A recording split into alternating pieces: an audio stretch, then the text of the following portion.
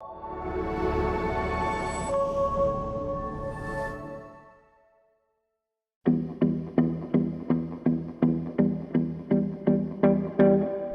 to the podcast, Creative X Community. We are here with Skyler Punnet, graphic designer extraordinaire for a number of different local brands and brands kind of all over the place in a few different industries. He does some really cool work.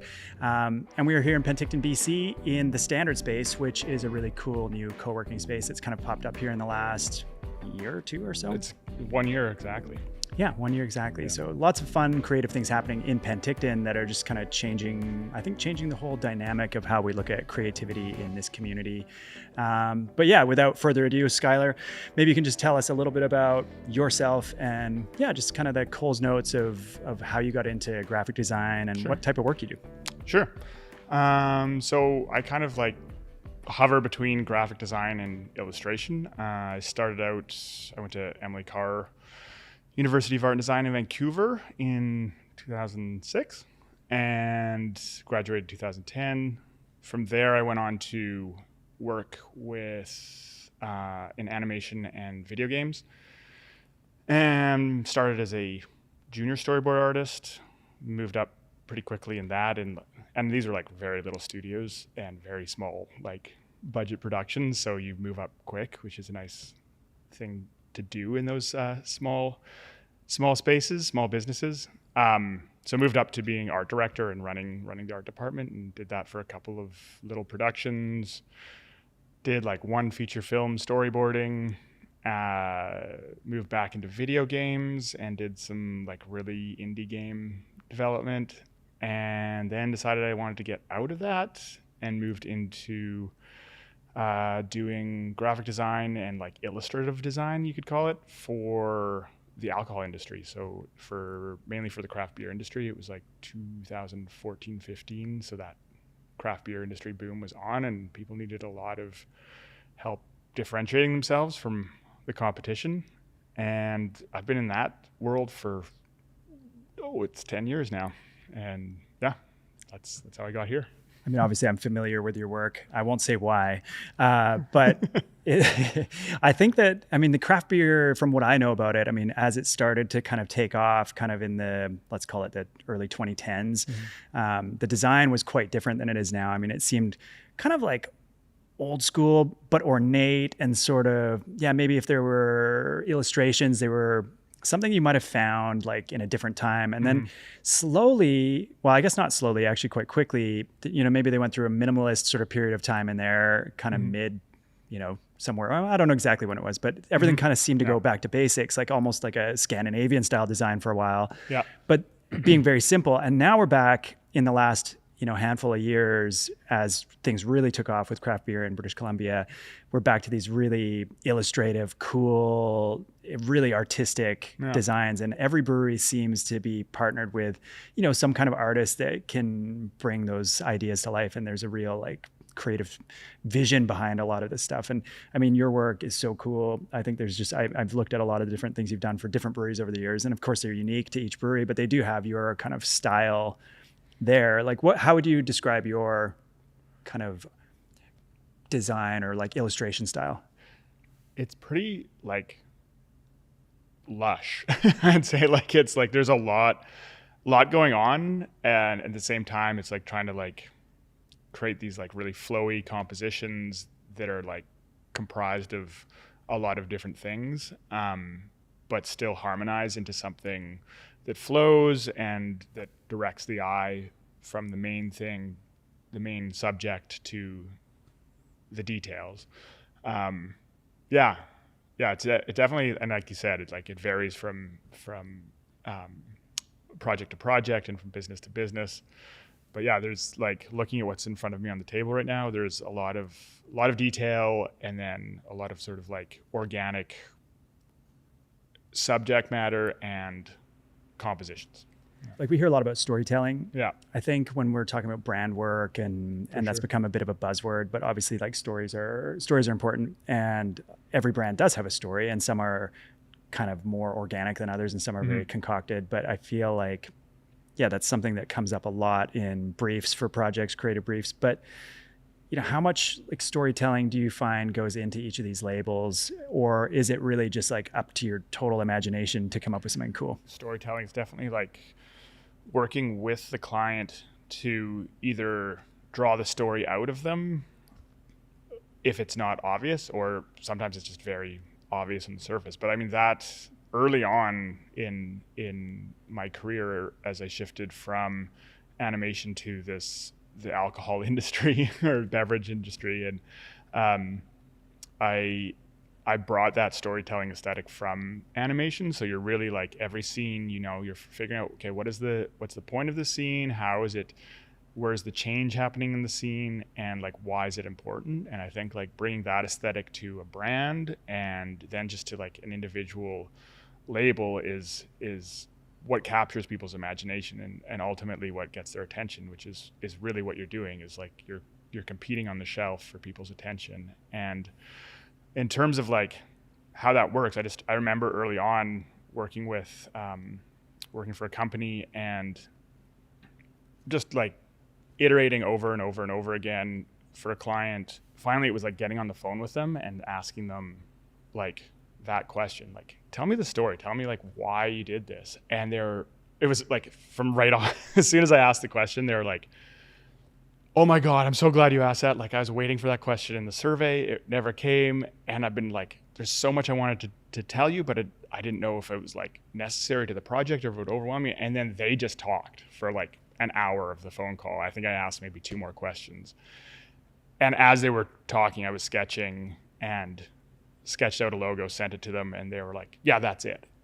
And I don't know if like I could, like, if they hadn't seen the other logos I'd sent them and I'd sent them that after we'd had the conversation, I think it was like they may have been more receptive, but it was like the fact that like they'd felt heard that allowed them to like connect to the work I'd done. And I think so I think going back to your question, like story, like what connects the business or the producer of the product to the reason they make the product is what I'm looking for when I create the brand and then create the label for the product.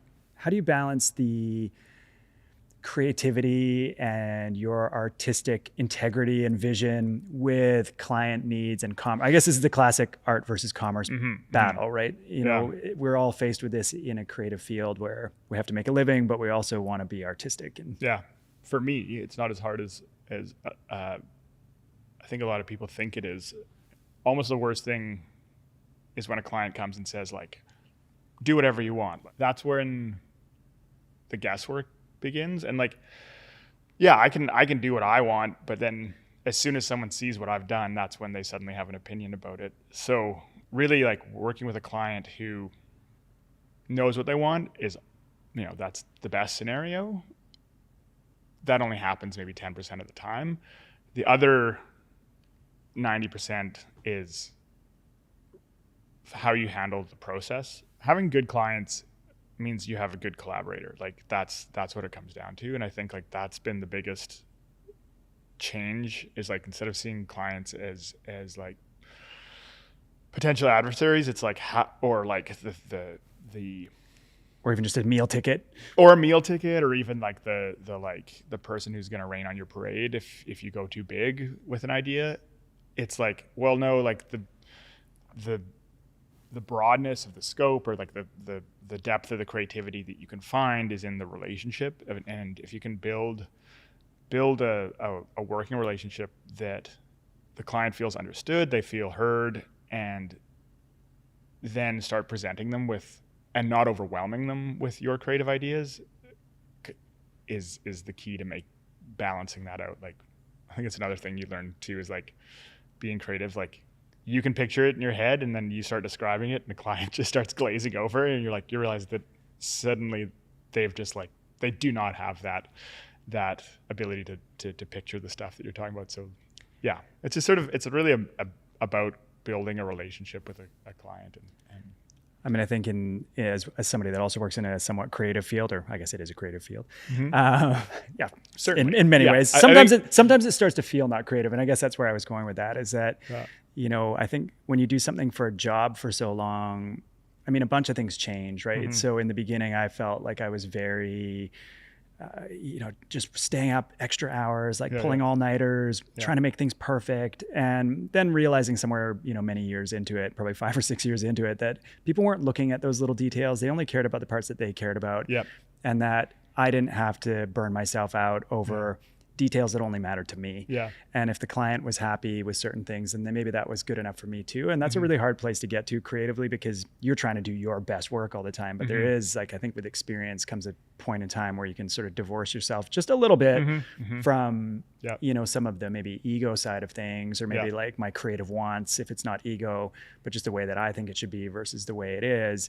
Sometimes that compromise takes some time to find in your career, so that, if you produce something that you're not maybe ecstatic about, but the client is, maybe that is good. And so I started to get, I guess, personally more okay with being satisfied with the business aspect of of creativity, as opposed to always leaning on just the creative output. Yeah. And I think, I don't know if you feel the same way, but experience sort of, I think you wouldn't have survived so long if you didn't have that ability to sort of separate yourself just a little bit. I think in the beginning, it can be really, you're in deep. Yeah. Again, going back to the word compromise and the word creativity, you realize that, like, really the creative act isn't really about the end product. Like, that's, you look, a lot of people look at something and think, oh, it's so creative. It's like, well, no, the creativity was about, like, all the logistics that surrounded bringing that thing to life, whether it's a beer label, a movie, like a promotional video, or the most, whatever it is, right? Like, there's a whole world of relationships and connections you need to make anything happen. And it's it's funny, like, the for me, like, the illustration is it's just kind of this, like, really this tip of the iceberg, and it's and I keep coming back to it, which is funny. I didn't expect to, but, like, it is these relationships that you're building in order to allow you to do things. Do you find that part of the process sort of as satisfying or less satisfying or equally satisfying as the other part of the creative process? Like, I mean, you keep mentioning your relationships important, and we're talking a lot about the business side. Do you like that part? Is that? Yeah. I mean, it's the source of biggest frustrations, but it's also the biggest reward, because it allows you, again, to get paid doing what you want to be doing. What gave me the most reward originally was like just noodling away, like, on my own on something, and, like, just getting lost in the details and sucked in. And now I almost have to work harder to get into that headspace, if I get there at all anymore. It's really more about, like, how my head's more in, how do I create relationships? How do I create connections to do cooler things? Like it's, yeah. On and, that, go ahead. So I was gonna say, on that note, like, before we started rolling, we were kind of talking about some of the other things you're doing in your life, but how does creativity and community kind of relate? Like, we're talking a lot about relationships. Obviously, we live in a smaller community to begin with, and I feel like we're all kind of intertwined. But, like, in your world, especially in the beverage industry, how is the creativity and the community sort of connected? I mean, there's tons within the beverage industry, but as a creative professional working in there, you're kind of always on the outskirts of it, which is always been a kind of a bit of a bummer. Like, you're there, and, like, you're invited to the things, but I think you're also, like, might be working for the competition as well, because you need to have more than one client, and so it's, I mean, it's huge in the beverage industry. And I think I've personally struggled with being in a small town, like, fostering that creative community that I could connect with. And maybe it's more the creative professional community. Like, there is a difference when you're doing it for a living, when you're making a living off it, because there's, like, I think I connect more with, like, entrepreneurs than I do with artists. I would say, like there's a sort of static that comes when I hang out with artists, because I'm always looking for, maybe it's because it's, like, going that it's applied arts that I do. Like, I always need a context for doing it. There's very little time anymore for just, like, doing my own thing, and I always kind of find it's a bit of a dead end anyway. Well, and I guess we both are commercial artists, if you want to call it that. Yeah. I mean, we are both making a living doing it. I would love to be independently wealthy, or if I had a different career, not that I would change, but I would probably have a lot of fun just doing random stuff still and doing exactly what I'm doing, but in a non-commercial context. And then I would have that, you know, the like blood and soul artist integrity, right? Yeah. But I feel like, you know, if you want to call it selling out, I had to do that pretty early on. I mean, I don't even want to say that because this is how I make a living and I do really enjoy it. And I do bring a lot of integrity to the work I do. At least I try. But I some days feel a bit like, oh, I kind of wish I was like a starving artist, or maybe I wish I'd taken more risks earlier on to be the starving artist that maybe became the commercial artist. So I guess either way, you're always chasing success on some level, whatever that means. But well, success, like I think for a lot of creative professionals, being able to do what they want to do, right? Like the money's a secondary product that like provides you with the stability and mental headspace that allows you to create. And I think like, but it's funny, like I did take those risks. I was like, as a starving artist before I went to art school, and like that was the most depressed year I've ever had in my life. And it's like, oh man, it's like kind of staring into the void, right? Like you're like, okay, I have the time. I'd like saved up. I had enough money to sort of live off for a year frugally. And then you're just kind of like, okay, what do I do? And it was just this maw of nothing. like I'd been working like full time I was a high-rise window washer in my early 20s. I worked full time for like maybe 2 years, year and a half, like scrimped and saved, and then took the next year off. In addition to scrimping and saving and working full time, I was coming home and like working another like 4 or 5 hours on like a illustrated comic that I eventually published. And like, so I was like burning the candle at both ends. And then I'm like, cool, I saved up, had all the money that I needed for a year off, and then sat at my drawing table and was just like, I got nothing. And then it was like, and I'm kind of just it's funny, I'm just sort of revisiting now as we're talking, and it's like there was there was a literal depression that came with that, and it's what led me to go back to art school. And I just had 3 weeks off over the Christmas break, and I've like a depression came again, and I'm like, oh my God, I guess I just need to be busy with, like, I need something that's not creative, that is taking time away from me, so that my creative time seems more precious almost, right? Like, it's like a dichotomy of like, if I have all the time in the world, I'll take all the time in the world and get nothing. It's like that saying, like, if you want something done, give it to a busy person. And I kind of find it the same way with my work ethic. Like, if I have all the free time, I'll just go into mad putter mode.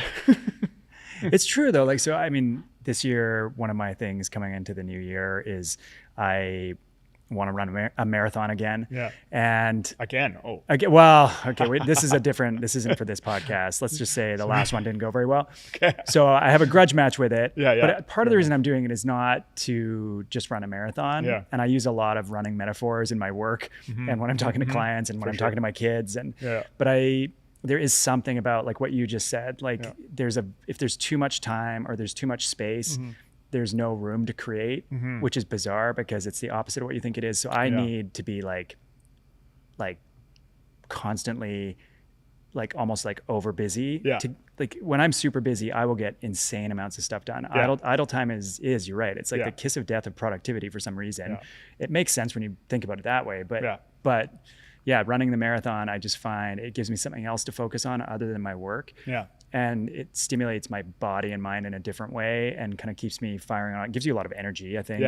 And that translates into my work as well. Whereas in times like over the holidays, I gotta get all this stuff done so that when I go into the new year, I'm not carrying this load from last year with me. But inevitably, once you have idle time, it just gets put off. And it is a strange thing. It's like you do kind of need to be like the creative brain doesn't work in a logical way, but you need multiple inputs coming in to make everything work. Yeah, it's a funny.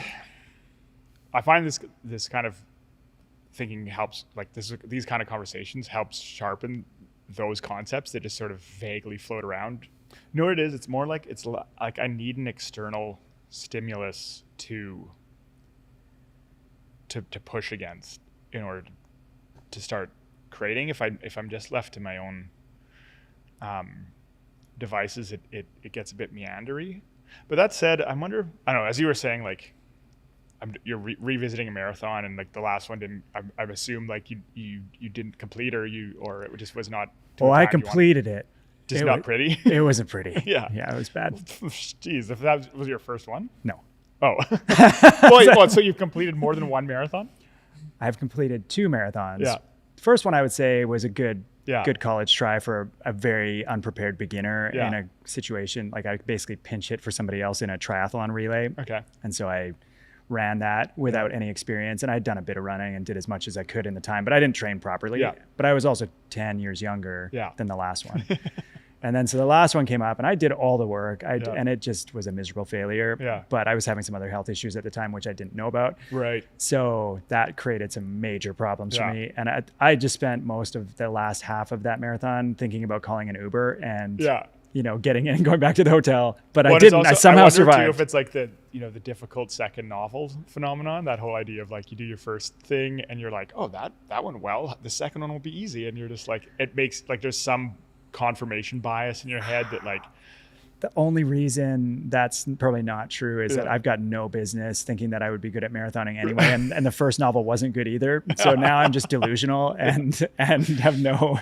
Right. I guess my point is that having said that made me think like, oh, what's something I should go back and try? And I was like, I tried to write a graphic novel in 13 or 14, and I was going to say I failed bitterly, but I think I produced something that I then was like, okay, I need to go make money now. Like I took a summer off and kind of worked on this, and got distracted by career and never looked back on it. And now I'm like, I should go look at that and like see if there's something there, because I think it is good to go back and revisit those like failures or those things that like where you stumbled along the way and go back to. But I almost feel like going back to what we were talking about earlier, revisiting something you've stumbled on earlier is like, again, you have something to push against, right? Like it's not just the void of nothing. It's like, oh, I've got this thing, and at least it's begun, and I can kind of like go revisit it, versus like if I had a year off right now, I just know I would like lose steam within 3 weeks and need like some sort of chaos or like work external to that to keep me momentum. You probably actually know the answer to this, but what do you think Stefan Sagmeister does on that year every 7 years that he takes off or whatever? Who's Stefan Sagmeister? I don't know. Right? Who is that guy? I don't know. It doesn't matter. No, who is that? You don't know who that is? No. Are you serious? No. Oh my goodness.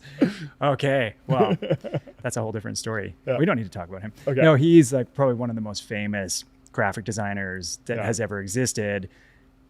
Not necessarily, I'm sure he's one of the best too. You could probably say that. But yeah, he's a prolific graphic designer. See, like that's the other thing. Like my background isn't in graphic design. Like I just stumbled into it. My background is in illustration and comics and like a lot of like the juxtapose and high fructose, like lowbrow art of like the late early 2000s. But I guess that's what's really interesting too, is that, so yeah, of course you and Stefan Sagmeister are like totally different camps. Yeah. But I would put those in the same field. He's probably not making craft beer labels. No. Unless they're like all in Helvetica and very like, ornate. And he's like one of those purists. Yeah, I think so. And but I love that stuff. No, but I think that's what's cool about illustration and design, and like even in my world, like photography and filmmaking too. Obviously, there's a million different ways, or many more than that, of showing an idea, and it's your individual interpretation that comes through in those projects. And so, you could hire somebody completely different to do the same job, and then so at some point there has to be like the synergy between client and artist or designer or whatever you want to say. But yeah, those things need to come together, and when it all comes together well, that's magic, right? Like it'll come out of that relationship, out of good conversations, and usually like not even conversations that are about the work. Like I've never had a conversation with someone about like specific fonts they want to use. I've had conversations with people about experiences and emotions, and from there you can then apply things like colors and fonts and subject matter of illustration to that. Whereas if you have the conversation, I guess maybe like another reason I don't know who, say his name again. Stefan Sagmeister. Yeah. I'm probably saying his name totally wrong. I just didn't want to say it, so I forced it on you.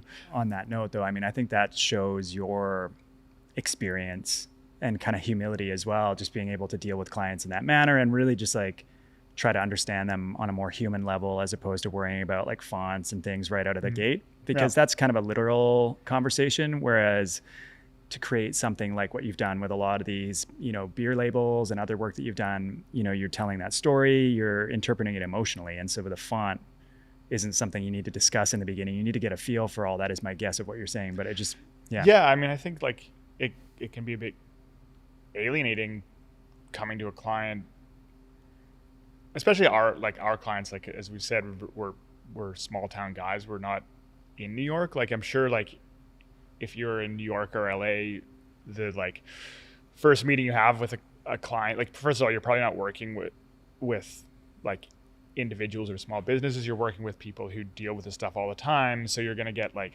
nerdy fast and like you're going to get specific fast. Whereas for us, there's a lot of client education in what we do because people don't have a lot of experience working with creative professionals. And so you spend to go like straight for the jugular and start talking about like technical things like print parameters and like it's stuff that and it's probably served me well that I don't know a lot about it. Like I'm not a super technical guy. I've like gleaned everything on the job.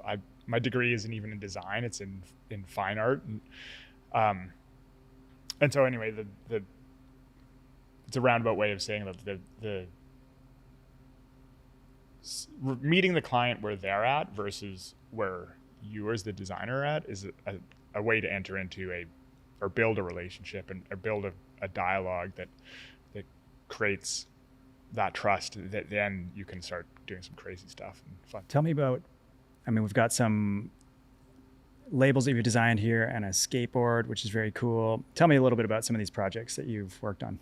Why don't you point at stuff and I'll fill in any backstory I can. All right. For example, I mean, I was going to say the thing with my lip is like a bad tattoo, but we could talk about that. So let's talk about Bad Light. I mean, that's kind of an interesting. So as you know, Bad Tattoo was a brewery, former, now in the past. Yellow Dog Brewing, who I work for now, bought them a couple years ago. The client pitched doing a Bad Light, Bud Light version, and they wanted like an exact copy of the layout from Bud Light in Bad Tattoo style. And I was like, you're going to get a cease and desist immediately. They're like, no, we want to do it. And I'm like, I have no idea what, like if they were just going for broke, because it was fairly close to before they were getting bought out. But anyway, it was a fun thing. Sure enough, they did get a cease and desist, and they made me modify it tiny, and then they still did it anyway. I modified it a tiny bit, and then they went for it again. And I think this second run is when they basically got bought out, and they got away with it, and like basically because they got the sort of like final saved by the bell of being purchased, no longer. Yeah. Anyway, it's a funny. That's one. funny that I mean, it's interesting when people play with fire like that. Yeah. Okay. What about, let's see. I've seen some of your work for Deadfall. I think they've done kind of some interesting Deadfall's been great. Direction on that, but they've been an awesome client. They're the only brewery still, I think, that I've branded from the ground up. Like they were brand new. I didn't inherit any brand elements, so it's like 100% my brand baby.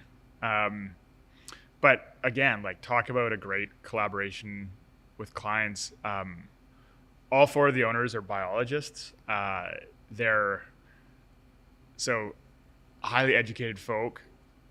I love biology. I love everything to do with the natural world, and like getting really nerdy with that stuff is so much fun with them. And they were like so gung-ho for the like discovery process, like we were talking about earlier, like the conversations we needed to have before we did the cool stuff. And so every little exercise I did with them, they were like super stoked. And the more we talked, the more the theme came out. And they had the name going into it, Deadfall, and they really like this idea of like a tree falls in the forest, it dies, but it's life is just beginning as it like reintegrates itself into the soil. And then we have all the plants that sort of are like the idea of the nursery log where all the ferns grow up off of it. And they thought that in relation to fermentation in the brewing process, and how like this process that can kill you and rot and destroy things is also the things that can create amazingly good beer. So yeah, we took this idea of the sort of like life cycle and of birth and death and turned it into their like core brand. And it was like conversations we were having more and more. I was showing them sketches, and the logo, like appropriately, it was the most like organic logo development I've ever had, where I sketched this little, I think I did the layout of the can first, and it has this little this stump with a skeletal hand coming out of it holding a mushroom. And they're like, that's the logo. I'm like, whoa. I just thought it was going to be a little crazy little element within the label. And we developed it into that, and it turned out awesome. And it was like right before the whole like magic mushroom craziness kicked off. So it was like, cool, we're really capitalizing on that. And anyway, yeah, so they've been so awesome to work with. And then finally, their original brand was this sort of like very basic two-tone, like single color and white design, and it was essentially to meet their budget. They came with a startup budget. They're a new company, and I was like, no, let's work together and figure out what we can do. And then as things progressed, I was like, they kept saying, we want more illustration on the can, and I was like, I want to do more illustration for you guys. And so as the relationship grew, we sort of coming up with the idea of like, okay, we need to start differentiating your seasonal beers from your core beers, and let's do that by bringing in these like really lush illustrations to contrast the really like simplistic core beers. And so we started doing these watercolor animal and fruit inspired beers. And it was also Brandon, the head brewer there and owner. He was super reluctant to do fruity beers. He's like a basic beer guy, and he does like their core lineup is like some of like the like most on point basic beers you'll have. But of course, to compete, or not even to compete, just to like play the game, doing some fruity beers was on the menu. So those became the seasonals, and so like, right, let's combine these like big lush flavors with big lush illustrations, and that's what we did. So the first one was this watermelon ghost, which has got this watermelon scene and like such a cool like thing to nerd out on, like watermelon vines. Like I've seen them a million times, but I've never like gotten in and nerded out on them. So I got like up close and got all the detail. And then this little creature I didn't even know existed called a ringtail, which is like a relative of a raccoon that lives around Joshua Tree National Park, which is one of my favorite places on earth. And yeah, so little combo. But again, one of those things where like the relationship bred the artwork, and yeah, created a cool synergy. I think it's so cool. And I mean, when I look at your work, and I mean, it's so detailed and kind of lifelike, but also like comic, cartoony. all put together. I don't know if those is probably not the right words to describe it, but what I love about it though is it's so detailed, and to me, when I see something like that, I'm just blown away that anybody could have done that out of their head. It's awesome. Tell me about this. So this is not beer. This is not beer. But for, this is very cool. I don't know how do I get this in the shot over here. I mean, yeah. Tell me about the skateboard. This is quite cool. Tell me about this project. A deck for Pylon skateboards, which a buddy of mine, Paul Higgins, and a former collaborator has created and continues to create. And the deck itself here. Let me hold it so I can look at it and talk. Was again same thing. It was just like. I'd done a few decks for them. I've done, probably 5, 6, 7 decks. This is the only one I have. I should see if I can track down some of the others. But this is the one where he's like, do whatever you want. Like the other ones were kind of more. We did like a Frazetta inspired set of decks that were. I won't go into what they were all about, but it was pretty funny. But again, like you say names. It was Frank Frazetta, like the classic fantasy artist from the 70s and 80s, who stuff looked really good on the side of like Ford Econoline vans. I was gonna say I can only imagine. Yeah. But those are the kind of references I get versus your designer buddy. I'm gonna go back and look up him. You can look up Stefan Sagmeister. Yeah, Frazetta. Exactly. There you go. So anyway, this deck was like a little tribute to sort of Penticton and the Okanagan, which almost all my personal work is like inspired by the landscape that I grew up in around here. Like I just love the grasslands, and like a lot of people just sort of, I think, look at them and see potential real estate development. And I see these like incredibly rich and unique desert biomes that are so full of like very intricate and tiny lives of plants and animals, and even like the spaces between, or seeming spaces between the grasses are filled up with, it's called the cryptogamic crust. Have you ever heard of that? Oh man, it's one of my favorite words. I got cryptogamic crust. It's this crust over the soil of our grasslands, made up of liverworts and mosses and lichens. Cool. And if you get up close, you'll see that like the soil is covered in organic, intricate life that is disturbed with the faintest footfall. But it's really this sort of like rhizome of life that like binds and communicates between the plants. And I love it. None of that is in this piece though. This is a piece of sagebrush. And it's just combining their pylon logo with this rattlesnake, and it's a sphinx moth up top, and down the bottom is the caterpillar it comes from, as well as an orb weaving spider. And none of these things actually, like, all of them are just sort of found within the environment, which I love to just like go walk in, and when I do downtime, it's what sort of sustains the busy part of my brain, and like gives me me some space to think and be inspired.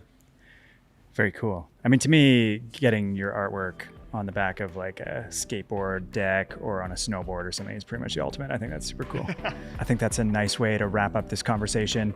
Awesome. Thank you so much. It's been great chatting with you. My pleasure.